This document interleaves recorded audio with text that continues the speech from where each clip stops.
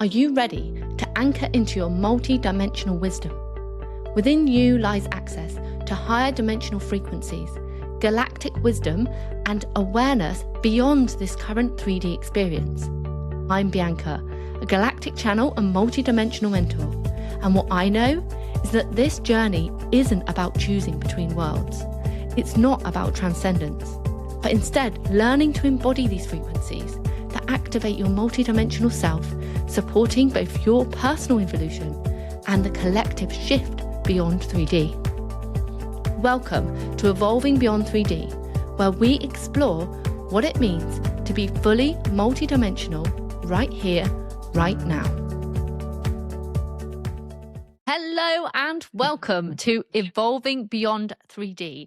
Today I've got an incredible guest with me, Louise Platt. And Louise is a galactic astrologer. And I'm going to get right into it, Louise, and ask you, what have we got in store for 2026? Yeah, wow. It's almost like, where on earth do we start? So, yeah, great question. And I'm sure everyone is sort of dying to know. I think overall, there's a few key words that come through when I sort of tune into the energy and read what the stars and the planets are doing. And first of all, speed and momentum are right up there. I think, if we thought 2025 went quickly, I think 2026 is in a league of its own, and we're almost going to, it's going to be hard to catch our breath. It's going to be like, what on earth just happened? Things are just going to be like, all at once. And there's lots of reasons for that.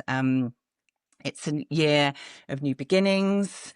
There's so much kind of all the outer planets or most of the outer planets are all moving into their new sign where they're sort of set to stay for the foreseeable. So big shifts. And also, when we bring in galactic astrology, which for anyone that doesn't know what that is, that's sort of taking the chart and sort of using our solar system as a basis, which is what traditional astrology does, and then weaving in the fixed stars and cosmic points and sort of seeing how they are playing a role. And from a galactic astrology perspective, which is also mirrored in the main chart, it's just a huge year of awakening and awareness and new narratives. And it feels really exciting. So Yeah, it does feel really exciting. And I have to say as well, from my own experience, already this year is rapid. And I channeled not long ago the exact same point, like expect it to feel rapid. And I think it gets even more rapid as we go through this year. So that's super exciting. And then I'd be interested to understand what you mean when you say like all the planets have gone into new signs, did you say? Like, how would we as human beings potentially then feel that? Like, what could that look like in my life in terms of like those major shifts? Okay. Well, with astrology, it's everything is constantly moving, so nothing is static. It's all about sort of change, shifting, and transience, which is really beautiful for me because it's kind of almost like, if you feel like you're stuck in one state of being, by looking at the stars and the planets that things are, it's not forever, it's not permanent. So constant shifting. What I'm talking about, all the planets moving, is mainly the outer planets. And because the outer planets like Neptune, Pluto, Saturn, Uranus, they have a slower transit. So they take longer to move around the wheel. And so therefore they don't change signs as often as, say, perhaps the moon does. So when we're working with the outer planets, they're referred to as generational planets, because they're slow. So they affect what is going on kind of at a wider level, sort of, the wider world. And it's rare for them all to move and change at the same time. So this is why, we're in kind of unprecedented times now. We haven't really been here before. It's all very new, which is kind of backed up by the fact that we're in a number one year and everything is shifting. But how is it likely to show up for you? I think, again, with astrology, it's not about specific events per se. It's just kind of tuning into and feeling the energy. So if I take an example, Neptune, which is, it's got a 164-year orbit. As we are recording this episode, Neptune is in its final breath of Pisces. So, and it's completing this huge cycle. So Monday, end of January 26 is going to move into Aries, which is a completely new start, fresh start, clean state, rebirth. And I probably should have said 2026 is all about rebirth and the rise of leadership and the rise of like the pioneer, uncharted territory. It's like, oh, it's scary, yes, because we don't know where we're going. We don't know what to expect. But equally, we've got this like momentum, this courage, and this like, if we don't try, we won't know type thing. So with Neptune moving into Aries, this is all about our vision, our imagination, what is possible. It's very spiritual energy as well. So it's like, new things are happening, and we talk regularly. We're talking about the magic that is coming through. Uranus is going to move into Gemini in April, and Uranus is a very galactic energy, very electrical, all about awakening. Gemini is all about stories and ideas and the mindset, beliefs, programs, DNA, strands. There's just so much. That feels very activating. And then Saturn's also moving into Aries virtually at the same time as Neptune. The nodes are changing signs. There's just so much change going on. And just to bring in very briefly at this stage some galactic energy. What's really beautiful about Pegasus, I think that one of the reasons that we've got so much magic happening at the moment, and a lot of people might say, oh, it doesn't feel magical to me, what the hell's going on? It's like you have to almost look between the chaos, and when you start to look, it's just everywhere. And we've got the energy of Pegasus, which is the winged horse, and he is really working with us. In astrology, he sits at 29 degrees of Pisces and 0 degrees of Aries. So he's almost guiding us through this transition as we move, as we change, and as we grow. And he is all about flight, about releasing density, lift off. He's a real way shower type energy. And also he's multidimensional. So he's like literally going, we need to really suspend our disbelief and be open to so much. And for some of us, it's going to feel crazy, but for others, it's going to be like, yeah, actually, I knew this all along. I'd just forgotten. Yeah. So that is amazing. And I'm going to take that image of the Pegasus horse with me now in 2026, because that is exactly how it feels. And there's so much synergy between what you've said and what I've channeled, because my guides have said, like, there's loads of things that I can kind of echo there. Like, first of all, this galactic energy coming in, the mass awakenings, they speak to me about that. This first half of the year, there's going to be a lot of that. People just having these spontaneous awakenings. Things will, change in all of our environments that make us ask the questions of what this is really all about, and the ability and our own awareness of how to live multidimensionally. And that's what this show was all about, really. Being able to understand how we can access all of the incredible wisdom, all of the incredible gifts that we have, and the memories. And that's also going to start coming online. So they're really clear with me about that. So that's in the astrology. It's written in the astrology. And the rebirth as well. They speak to the rebirth. They told me that this year is humanity's quantum leap, which I love the words of that, because that makes sense. For me, we think about evolution and growth in like a linear fashion, because that's what we've known. But they're saying to me, no, this goes like bang. It's not like anything we've ever seen before. And that significant level of change is massive. But I also love what you said about sprinkling the magic, because what they constantly say to me, and it echoes in what you've just said, is let's not just focus on the chaos, because we kind of need the chaos to create the change, but find the pockets of magic and pockets of green shoots, which really is aligned to Pegasus, right? Yes, and I love what you're saying about, timelines, linear time. It's all dissolving, so it Mm. feels really destabilizing. We like to know what we're doing and what's happening and have expectations, but the final degree of Pisces, everything dissolves. It literally evaporates. So what we've known before and what's been the kind of the way of doing things is just disappearing. And Pegasus is like transcending. There's a strong connection to Andromeda actually with Pegasus because they're very close together. And Andromeda is the chain princess. So it's this idea of, being trapped. And often it's like a state of mind. We don't even know that we're trapped, but all those chains are literally just disappearing and we can fly. And the lightness that comes through that, as we're just kind of shedding like layers of density and stuckness and old beliefs and control. And I mean, yeah, there's just so much we could go down. But you're talking about kind of this quantum leap. I think Uranus in particular, the fact that he is shifting, I call him a he, he's shifting into Gemini, but before he does, it's so beginning of Gemini is very Pleiadian energy. So again, this is really high frequency, heart opening, playful, but also really helping us to remember like the memories of our star sisters and our star, brothers and cousins and our connections and where we've come from.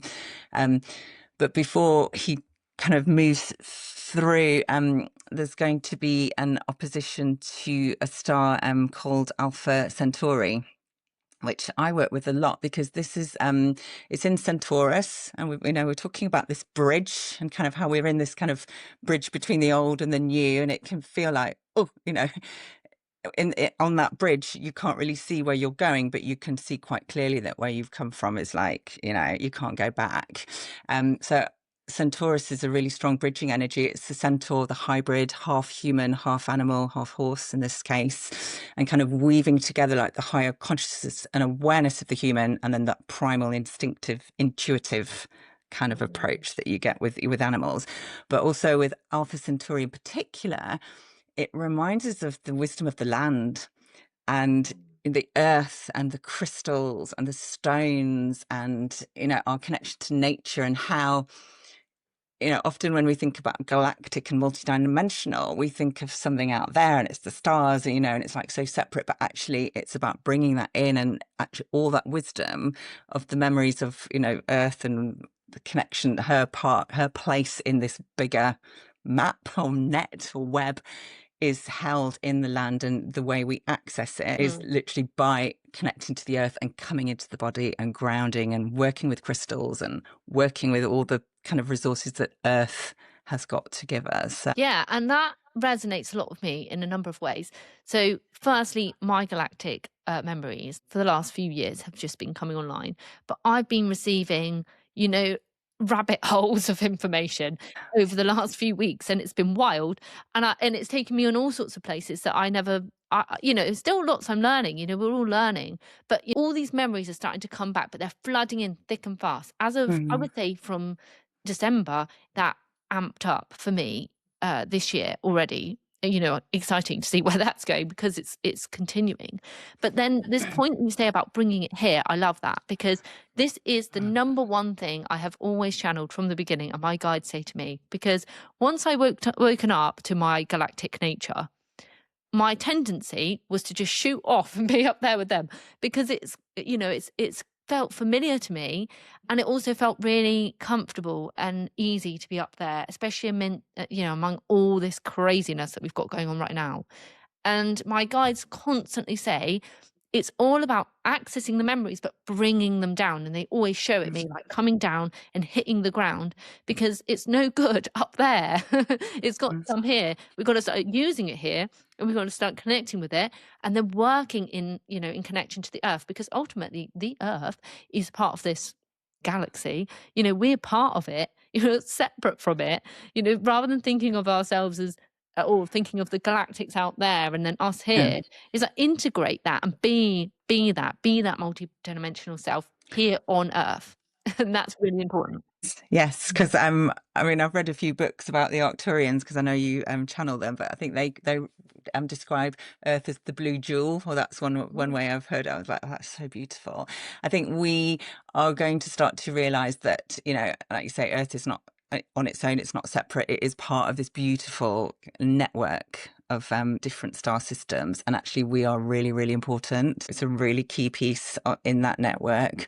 Yeah, I think there's just so many the kind of stars that we're going to be activating as we move through all these transits this year. You know, there's a diamond star that's going to be activated by Jupiter kind of towards the end of the year, which is like diamond light codes. And yeah, it's just, yeah, it feels so beautiful, but it's about, yeah, remembering the beauty and the wisdom of the stars. And the other thing I was going to say, what has also been really shown to me as I work with fixed stars more and more, which is a big part of galactic astrology, is like they are timeless. You know, they've been there in the sky, and our ancestors have looked up at the same patterns, and it's almost like they've been there waiting for us to remember and to kind of bring their wisdom down. And you know, gosh, there's so many souls that are walking the earth now who are hybrid and who have got, you know, these extra connections and memories that are maybe dormant, or maybe they've come in and were born knowing, but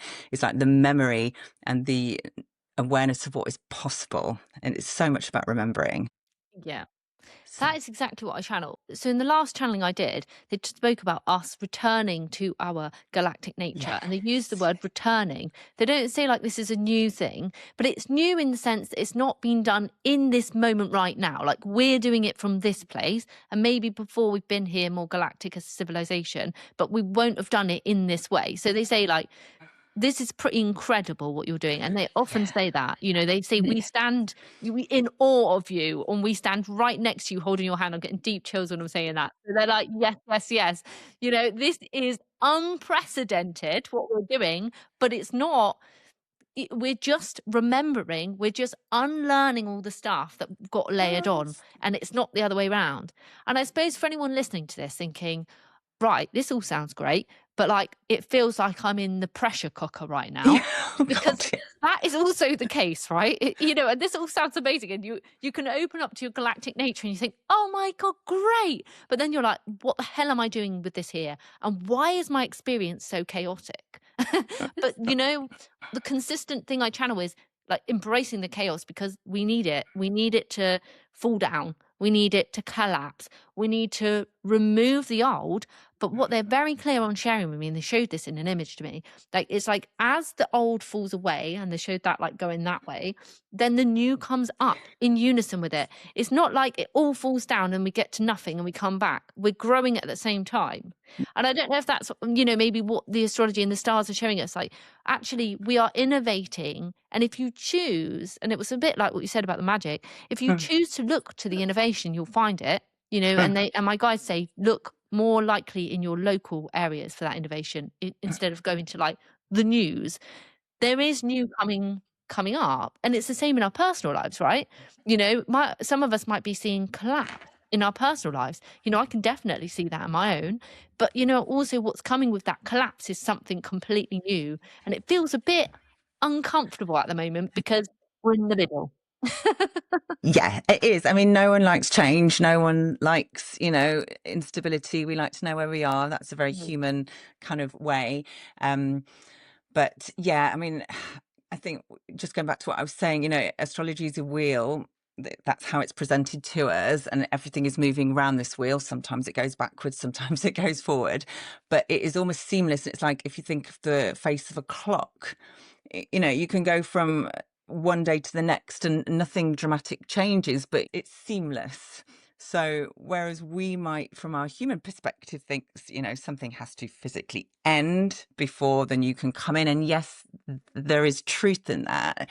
It's also about having the trust that the new is already there. Like you said, it's waiting, it's lining up. But often, you know, we need to get to a certain level of awareness or trust or faith or belief in order to even consider. And I like, yeah, I keep getting the phrase, be open to possibility, because what you were saying about, you know, this, we've never done this before, I keep being shown it is like a massive experiment. Actually, all these incredible beings that are watching over, they don't actually know what's going to happen. So it is a bit like, I can feel them holding their breath, but equally, there's so many people here at this time that we kind of have this almost like a weight of responsibility. And I don't know if you kind of resonate with that. But it's like, Right. it feels really important what we're here to do, even if we don't quite understand it. But I'm human. I have a normal life mostly. I have challenges all the time. But I think what's really beautiful when you are intuitive, and I've got astrology as my tool, to be able to see it is just part of the process. Yeah. And yet we have got to feel sometimes with awakening, you've got to literally be pushed up against a wall or feel that extreme tension or pressure to break through, because it's Yeah. not like we are breaking down, but we're breaking down to break through. Yeah. And I got that's chills. what, yeah, that's what Uranus is kind of here to teach us. So it's about being, not but necessarily being comfortable in the chaos, because I think, that's very, that's hard to say, but be understanding that there is purpose Yeah. in the Accepting. chaos. Yeah. Accepting it for Yeah. what it is. Yeah. Mm. And when things start to leave your life suddenly, it's like, actually there is a gift in everything. And I've been taught that time and shown that Yeah. time and time again. And there is always a design. It's like this beautiful divine design, which is kind of just playing out, and we don't always get to see what it's about or Yes. why until, possibly quite far down the road Yeah. afterwards. Hindsight's very helpful. It But is. yeah. I would add to what you said. Earlier on, you said something, and I remember my guides when I was going through quite a dramatic shift on a personal level. Something they said to me was, "It feels like you're walking in the woods and you can't see the road ahead." Good. And they say good because if you can see the road, you're not there.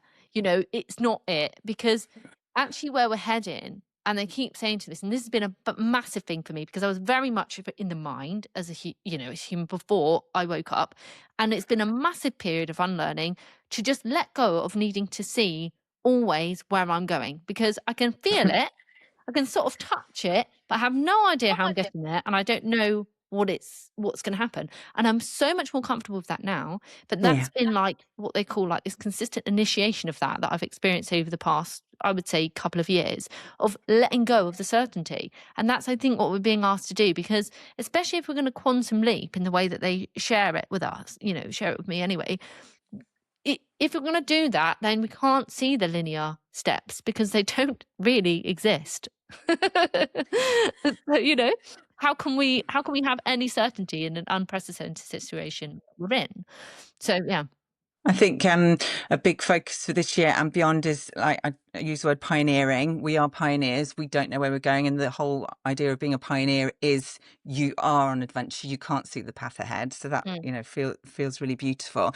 But also we are creating our reality. So, and we yeah. haven't actually created what is coming yet. And so the more kind of we remember who we are, the more we remember we've got the power to do that and to Mm, manifest, the more potential is there. But what's beautiful about Saturn and Neptune meeting at this 0 degrees of Aries, which happens in February on the 18th. It's like 0 degrees of Aries is the creator point. It's like, the womb space. right. Nothing has been formed. And Neptune is all about spirituality and vision and, possibility. And Saturn is quite, Saturn's like the taskmaster. It can be quite, structure, rules, it has to have everything solid. And they're meeting together, and it just, for me, it's like this new vision that is kind of almost being birthed through us, and a lot of us won't know what it looks like yet. It's been Mm, given this gravitas and and structure, and Saturn's also the master. So whatever it is that we are giving birth to, it feels really, really significant and important and very special. But it's so new that often, yeah. and I think for anybody watching this going, oh, it's all very well, but I just can't see what's happening. It's like, we're not supposed to. It's almost like it's about trusting, Yeah. taking one foot in front of the other, and then you'll be like, oh, actually. And when you're not trying to force or plan or predict or expect, which is the mind realm, Yeah. you're kind of coming into the body and the heart. Yeah.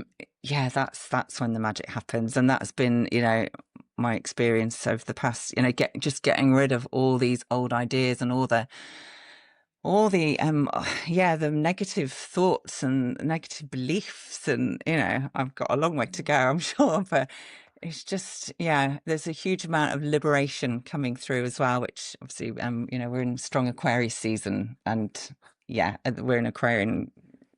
I think we're in the Aquarian age now. It feels like we're about to really step into that. So yeah. But that's also important to say, isn't it? Because what my guides have said, and they consistently say this, is we can't take this density with us where we're heading, because we are actually evolving beyond this 3D experience into Yeah. higher dimensional experiences.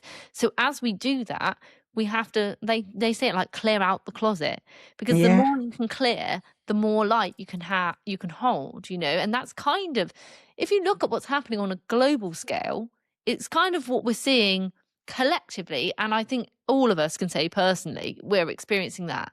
And so they say to me, you can do it one of two ways. You can either accept it and go with it and allow it to come up and through, because there's nowhere else for it to go, or you can hang on and grip on, and it'll be a lot harder. So and it's funny when they say that to me, because I still do it. We all do in moments. Yeah. Yeah, you're like, oh, Yeah. I don't like this. This isn't comfortable. Yeah. Resist.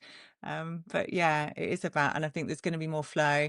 But with 2026, we've got a lot of fire energy and a lot of air. And if you think what happens when air and fire kind of combine, I think a lot of that density is literally going to be burnt to the ground. It's so purifying.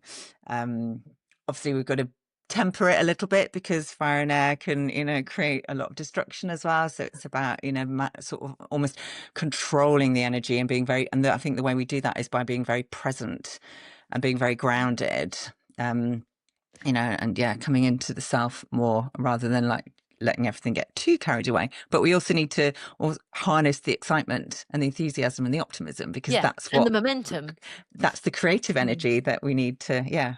But it's interesting what you said about that 0 point. Yeah. And did you say that 0 point was around about the 18th? And I think the year of the horse is supposed to start at that exact same point.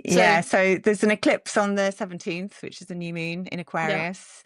And the Chinese New Year, so the horse energy is like fully introduced.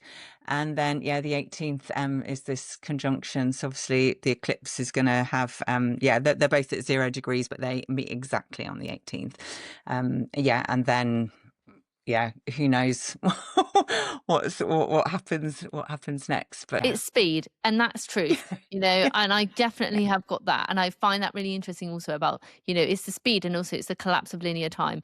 I don't think I've ever experienced a January that's gone so fast in all my life, and I know we're not quite at the end of it when we're recording this, but it's just felt like a blink of an eye. And so but time seems to sort of stretch some days and then just completely compact other days, so it's not like consistent as it used to be. And I think we need to get more comfortable with that, and sort of let go of this like idea that there's however many minutes in a day. It's like we can stretch time, or we can play with it, and when you start doing that, it's quite cool actually. But it requires you to believe, which brings me back to the magic. A lot of people say, oh no, that's a load of rubbish, but actually, if you step into that stream of belief and magic, it's like, actually, the ideas that we've had or been taught or be told is just so limiting. And it's so a colourful year, I feel, and a lot of heart opening as well, which will start towards kind of the second half of the year, because Jupiter moves into Leo, which is the sign of the heart. The nodes change signs as well. So I think there's going to be a lot of, and actually the heart is such a strong barometer for truth as well, isn't it? It's like your mind can hear something and you don't really believe it, or if you feel it in your heart, it's true. So. And that's a beautiful way to wrap it up. Just to remember to actually just anchor into your heart. Like anytime you're feeling this chaos, anytime you're feeling like what on earth is going on, just coming back to that center point and be guided from that heart space. And I think that's all we're being asked to do. Yeah, beautiful. Louise, thank you so much for being here. I will drop your links in the notes below if anyone wants to catch up and find out more about galactic astrology. Louise, you are amazing. Thank you for being Thank on this you. episode, and I'm sure we'll have you back on soon.